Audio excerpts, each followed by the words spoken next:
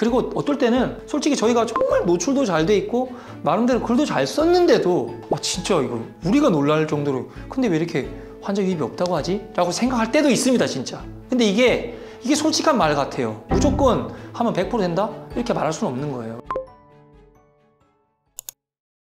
안녕하세요. 에드리절트의 이승입니다. 오늘은 제가 병원 마케팅을 위해서 미팅을 갔을 때 원장님들로부터 가장 많이 들었던 이전 업체와의 안 좋았던 어떤 경험, 그 4가지 패턴에 대해서 좀 설명을 드리려고 합니다. 모든 분들 다 거의 이 4개 안에 해당됐던 것 같아요. 혹시 이 영상 보시는 분도 지금 마케팅 하고 계신 분도 계실 테고 이전에 안 좋았던 경험이 있으셨던 분도 계실 텐데 사실은 대행사를 알고 우리 병원 이 자체를 정확하게 알고 있으면 가장 효율적인 파트너십으로 일을 할 수가 있거든요. 근데 대부분은 일단 전체 이 4가지 문제가 어디서 시작되냐면 과도한 기대였거나 아니면 서로 소통상에서 서로 언어가 달라서 생기는 경우가 되게 많더라고요. 물론 사기를 당했다거나 진짜 아예 그 인격적으로 안 좋았던 경험은 배제입니다. 근데 뭔가 열심히 해줬는데도 결과가 안 좋았던 경우가 되게 많잖아요. 근데 그게 보면은 얘기를 이제 나누다 보면은 어쩔 수 없는 구조적 한계 자체를 문제로 생각하시는 분도 계세요.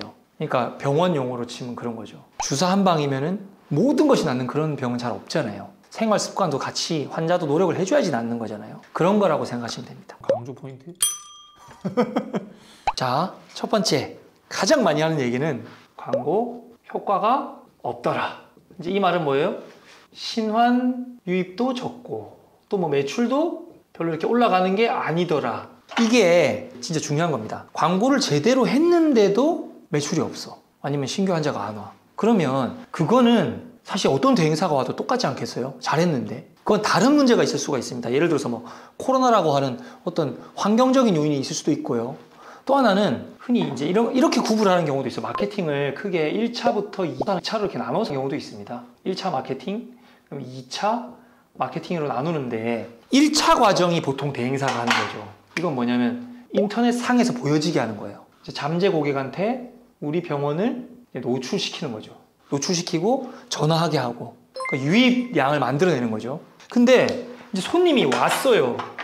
손님이 오고 난 다음부터는 2차거든요. 이제 이게 방문을 했는데 진짜 제가 미팅을 가봐도 정말 너무 천차만별이에요. 병원의 분위기가 웃으면서 오셨어요? 어떻게 오셨어요? 이렇게 하는 병원도 있고 어떤 데는 여기 종이 딱 한 장 내밀면서 처음 오셨어요?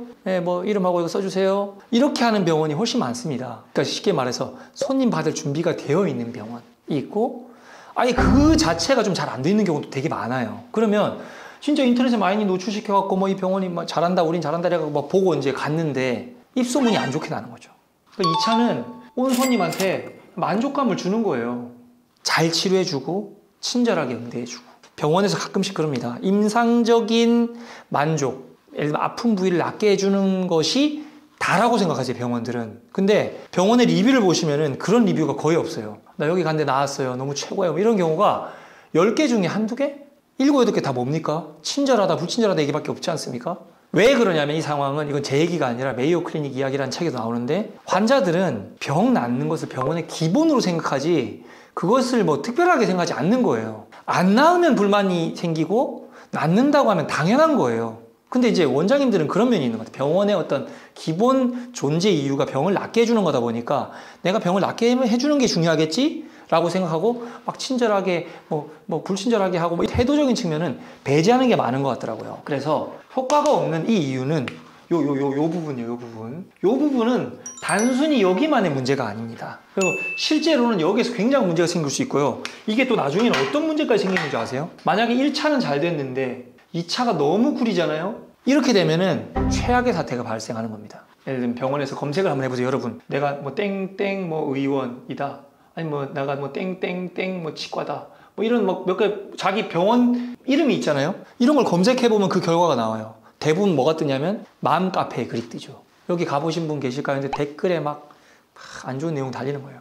실제로 그런 악성 이런 게 여기에 악성 후기가 달리면서 예를 들어서 어디 임플란트 교대역이면 교대역 임플란트 해가지고 떠가지고 좀 관심 병원에 넣어뒀는데 그 병원을 쳐봤더니 댓글에 원장님 엄청 불친절하고 환자를 돈으로 보는 것 같아요 이런 후기가 달려있으면 다 새는 거죠. 제가 이거 얘기할 때 제일 좋은 비유가 이겁니다. 여기에 밑 빠진 독이 있을 때 여기가 비어 있으면 제일 먼저 뭐부터 해야 됩니까? 이거부터 채워야죠. 빨리 땜빵질 해야죠, 이거. 그리고 물을 부어야 이 물이 안 셀 거 아닙니까? 새는 걸 막아야죠. 그래서 반드시 순서는 이거 먼저 해야 됩니다. 1, 2.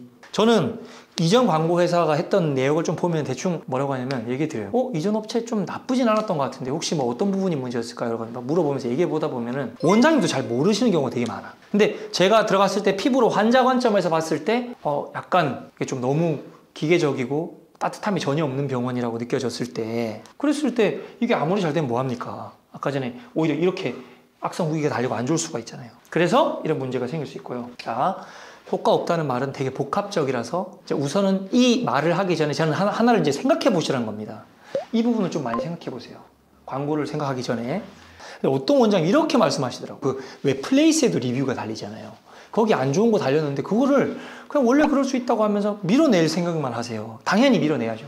더 좋은 후기를 받아내서. 근데 언제까지 그게 가능할까요? 진짜 좋은 후기가 달리게 내부적인 뭔가 만족도를 높일 수 있는 시스템이 필요한 겁니다. 제가 저희 에드리얼트 TV에 보면은 이런 거 좀 소개해 놓은 영상이 꽤 있거든요. 그래서 한번 보셨으면 좋겠어요. 그 강조 포인트. 자, 그리고 이제 두 번째 넘어가겠습니다. 두 번째는 글 노출이 안 된다.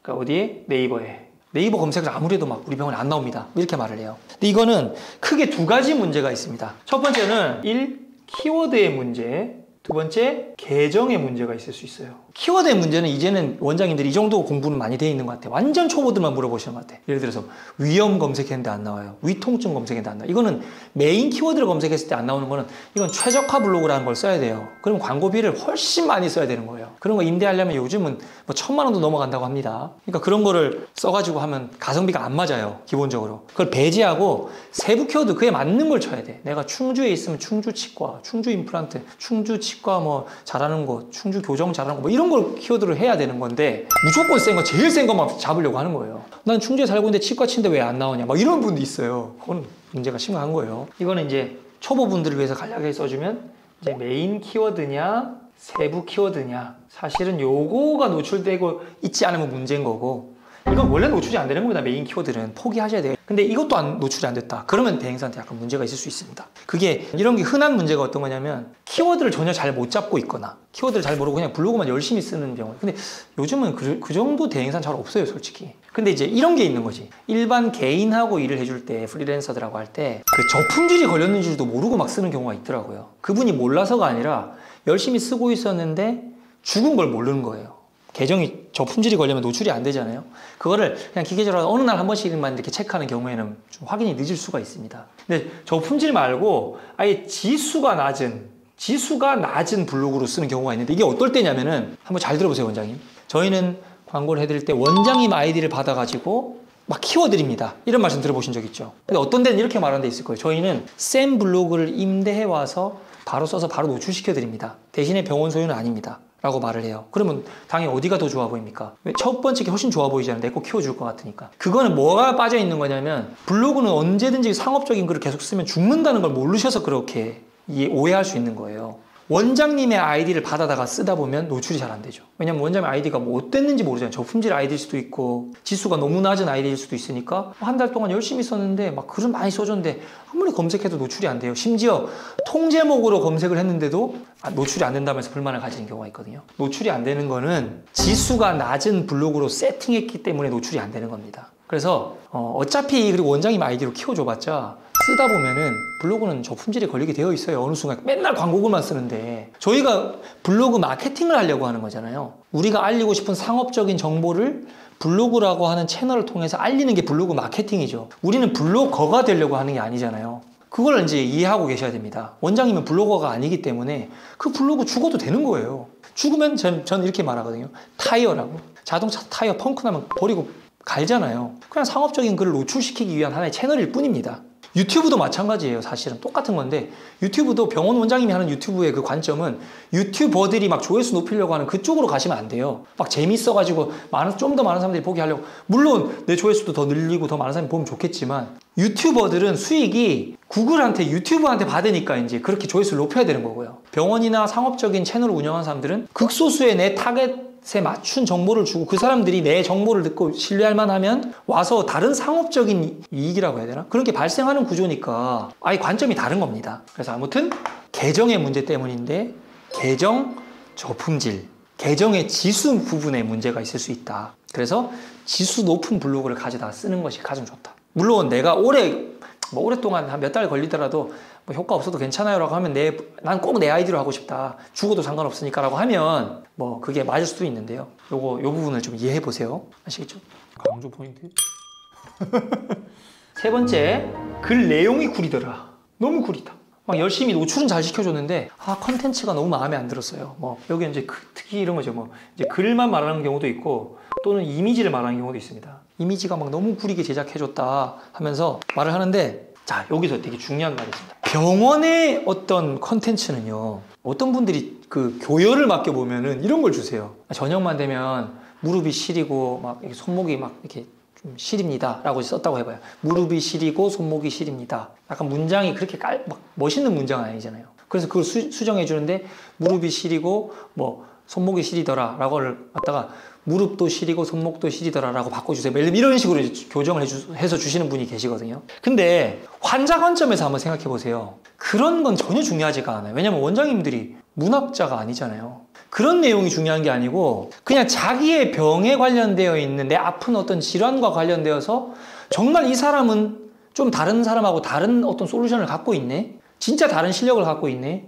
아니면 정말 인간적인 따뜻함을 갖고 있는 사람이네? 진정성이 느껴지네? 이런 걸 줘야 되는데 그런 작은 뭐 사소한 조사나 이런 것들이 그렇게 중요하지 않습니다. 그러려면은 그런 내용이 어떤 내용이 나와야 되냐면은 정말 원장님밖에 못 쓰는 글이 있어요. 진짜 제대로 쓰려면은 원장님이 무조건 직접 써야 돼요. 근데 대부분의 병원 원장님들은 하루 종일 진료하느라 바빠 죽겠는데 내가 글까지 써야 됩니까? 그거 하라고 대행사를 불렀지 내가 이걸 어떻게 씁니까? 라고 해요. 근데 진짜 환자 관점에서 정말 좋은 글을 쓰려면 원장님이 쓰셔야 돼요. 예를 들면 이런 글요. 차트를 딱 열어놓고 뭐 한 두 개를 비교해놓고 이 환자는 왜 이 그림에 보면 이렇게 점점점들이 많잖아요. 근데 이게 이렇게 됐잖아요. 이거는 무슨 증상 때문에 이렇게 되는 건데 제가 요거는 어떤 어떤 학자가 요즘 뜨고 있는 시술 어떤 시술로 제가 말씀을 드렸어요. 이런 식으로만 나오면은 환자들은 아예 모르는 내용을 보는 거니까 뭔가 좀 새롭고 이 사람한테 가면 뭔가 새로운 게 있을 것 같고 그런 기대가 들잖아요. 근데 남들이 하는 뻔한 이야기를 그냥 이빨이 빠졌으면은 거기다 임플란트를 심어야 됩니다. 심는데 뭐가 중요하고 이 정도는 광고를 생각하고 계시는 원장님 외에도 너무 많은 사람들이 얘기를 해놨어요. 그리고 요즘 유튜브가 생겼잖아요. 원장님들이 유튜브 하는 경우 되게 많아요. 정보를 주는 경우도. 그러니까 진짜 깊이 있는 정보를 내가 정말 직접 써가지고 줄 거 아니면은 기대치를 좀 낮추는 거예요. 이 글 퀄리티라고 하거든요. 이거 이제 퀄리티가 너무 떨어진다고 하는데 이 퀄리티라는 거는 어느 정도 내 기대치를 한 70점 정도로 맞추는 것이 정신건강에 좋습니다. 이거는 전국의 그 어떤 대행사라도 자기가 정말 글 잘 쓴다고 말하더라도 원장님들이 환자 사례 몇 가지 놓고 실제로 막 쓰는 것보다도 더 좋다고 하는 사람은 그 사람 진짜 거짓말쟁이에요. 당연한 겁니다. 그거는. 왜냐면 잘 모르기 때문에 그런 거예요. 글 잘 쓰는 거하고 병원 정보를 잘 전달하는 건 다릅니다.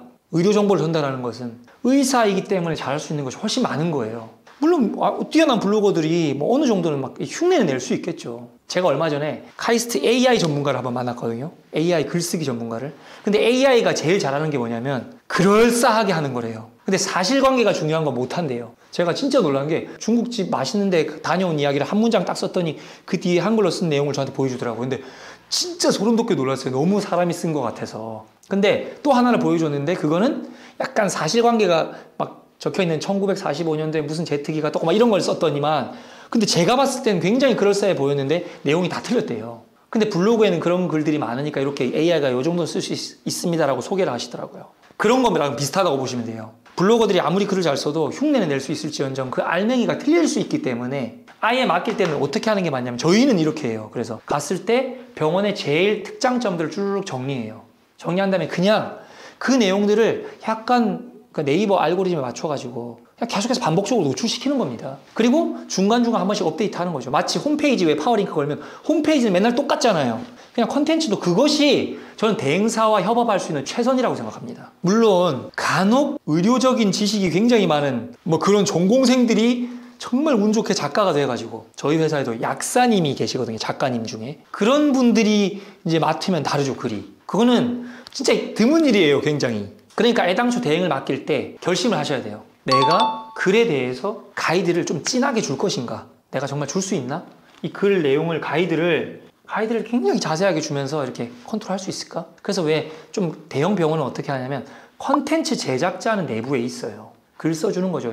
바로 붙어가지고 뭐 진짜 글 잘 쓰는 사람하고 원장님의 어떤 의료 솔루션에 대해서 얘기를 하고 글 쓴 것에 대해 계속 이제 피드백 받아가면서 마치 원장님이 쓴 것처럼 그렇게 하면 괜찮아요. 근데 외부에 있는 대행사하고 일을 하면서 사실 그 정도 퀄리티를 기대하면 실패할 가능성이 되게 많죠. 저희가 당연히 정말 잘 써드립니다라고 할 수 있지만 그거는 언젠가는 실망을 줄 수밖에 없는 것 같아요. 너무 눈높이가 높으면. 그래서 이 얘기 말씀드린다. 물론 환자들이 볼 때는 핵심적인 거 몇 가지만 있습니다. 왜냐하면 모든 글을 그렇게 다 잘 쓸 수는 없어요.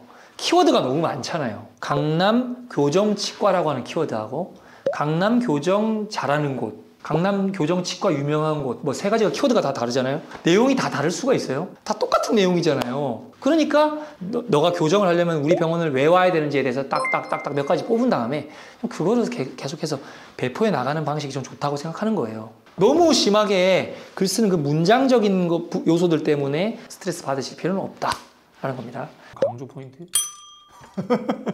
그리고 마지막 이제 소통입니다. 특히 잘 안 된다고 하는 이유가 이제 막 즉각적인 소통을 이제 바라시는 거예요. 톡을 남겼는데 막 바로바로 답이 안 오고 뭐 1시간, 2시간 지나야 답이 오고 이러는데 이거는 사실 소통거리가 너무 많이 생기면 그것도 문제가 있는 거죠. 저희는 보통 의뢰를 하면은 병원하고 이제 시작하고 나면은 보통 이제 첫 달이 정말 소통이 빡세요. 컨펌 받아야 될 것도 많고 첫 달은 아무래도 조금 신뢰가 공고의 이 상태는 아니다 보니까 근데 2달, 막 3달 정도 지나고 나서부터는 그렇게 사실 소통이 아주 많지 않아요. 오히려 원장님들이 그냥 알아서 잘 해주길 오히려 더 기대하고 그냥 적당히 처음에 많이 줘놨으니까 그 틀 내에서 적당히 해주세요. 환자만 많이 오면 됩니다. 뭐 이런 식인 거거든요. 노출이 너무 안 되고 있으면 이제 문제가 생겼을 때 소통거리가 이제 대부분 생기는 거잖아요. 병원에 내부적인 이슈가 있거나 변화가 있거나 이벤트가 있거나 뭐 그럴 때 이제 소통이 있는 건데 소통이 잘 안 됐다고 불만을 느꼈던 거는 뭔가 다른 이유들로 인해서 어떤 트러블이 많이 생겼고 그것을 개선하는 과정에서 문제가 생겼을 것 같아요. 저희도 솔직히 업체니까 저희랑 한다고 해서 100점 만점에 저희가 소통 막 왕 뭐 이렇게 얘기할 수는 없습니다. 저희가 일할 때도 저희도 때로는 실수하고 그럴 수 있다고 생각해요. 그리고 어떨 때는 솔직히 저희가 정말 노출도 잘 돼 있고 나름대로 글도 잘 썼는데도 진짜 이거 우리가 놀랄 정도로 근데 왜 이렇게 환자 유입이 없다고 하지? 라고 생각할 때도 있습니다, 진짜. 근데 이게 솔직한 말 같아요. 무조건 하면 100% 된다? 이렇게 말할 수는 없는 거예요. 왜냐면 아까 말한 것처럼 손님 오고 안 오고의 문제는 되게 많은 다양한 변수 중에 있는 거. 저희가 잘하는 건 원장님이 잘하는 거에서 병원의 셀링 포인트 뽑아내고 컨텐츠 기획 회의를 해서 그 강조점 살려가지고 최대한 그 지역의 그 환자들이 검색할 만한 키워드를 잘 뽑아내서 거기에 노출 잘 시켜주는 거. 그건데 아무래도 이제 그걸로 계약을 하더라도 결과적으로는 이 신환 유입이 있고 매출이 없으면 이게 없으면 저희가 아무리 잘 지내도 결국 오래 못 가더라고요. 그러니까 여기 맨 마지막에 소통이 잘 안 되고 뭐 돈 받고 나면 막 태도가 돌변하고 이런 거는 잘 생각해보면 그냥 소통의 문제가 아니라 다른 광고적인 문제가 잘 안 됐기 때문에 그 트러블이 생겼고 그런 부분에서의 느꼈던 그 불만이 표현을 그냥 이렇게 한 것이 아닐까. 저는 그렇게 생각이 들거든요. 그리고 원장님도 제가 항상 말씀드리지만 환자가 같이 노력해야 건강해지는 거 아닌가요? 아플 때 병원을 찾아갔을 때 제가 대부분 병원을 가봐도 그러더라고요. 지금 제가 막 허리가 아파갖고 막 주사 맞고 좀 잠시 좋아졌어요. 근데 진짜 나으려면 제가 운동해야 되잖아요. 싫어도 노력해야 되잖아요. 광고라고 하는 것을 협업적인 느낌으로 이해를 해야 되는데 완전히 위임으로 생각하면은 최적의 결과가 나오기 힘듭니다. 간혹 그런 경우 있잖아요.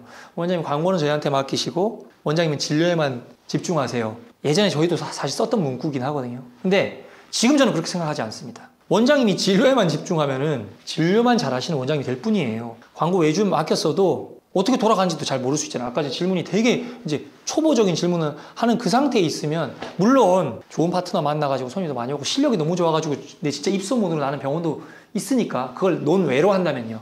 그러니까 내가 평범한 수준의 보통 정도의 원장님이시라면 당연히 진료에도 집중하셔야 되지만 진료의 에너지 한 30%만이라도 광고를 같이 노력해 주셔야 돼요. 아까 말했죠. 이 내용이 되게 중요한데 이거는 원장님이 진짜 에너지를 많이 써주셔야 돼요. 막 사진도 주시고, 막 사례도 주시고, 때로는 한번 요즘 잘 나가는 병원들 어떤 광고를 하나요? 라고 대행사한테 물을 수도 있죠. 저랑 지금 8년째 같이 하고 계신 한 성형외과 원장님이 계십니다. 그분은 저랑 광고 얘기는 아무것도 안 해요. 이미 그 병원에 대해서는 그냥 진짜 짧게 얘기해요. 요즘 잘하는 병원들은 어떻게 하냐? 광고의 트렌드, 네이버는 어떻게 바뀌어갈 것 같냐? 막 이런 거 계속 관심 가지세요. 그리고 제가 우스갯소리로 맨날 얘기하거든요. 원장님은 진짜 거의 준 마케터 수준이라고. 그렇게 해서 굉장히 깊이감이 있는 정보를 갖고 계세요. 마케팅 쪽으로. 그리고 요즘은 아예 뭐 직원 관리라든지 막 제가 경영 컨설팅 하면서 많이 배워 놓으니까 그런 거에 대해서도 이제 좀 많이 물어보시고 하셔서 저는 그분이 진짜 그냥 원장님이 아니라 진짜 이제는 거의 완벽한 1인 CEO가 되신 거 아닌가라고 생각하거든요. 원장님들도 이런 4가지 이제 많은 질문을 하시는데 여기에서 병원도 대행사랑 최고의 시너지를 내려면 내가 어떤 노력을 같이 해놓으면 좋을까라고 생각하면서 하시면 좋지 않을까라고 생각하면서 영상을 마쳐보겠습니다. 그럼 혹시 더 궁금하신 거나 있으시면 언제든지 문의 주시고 특히 요 부분 많이 노력하시면 좋겠습니다. 감사합니다.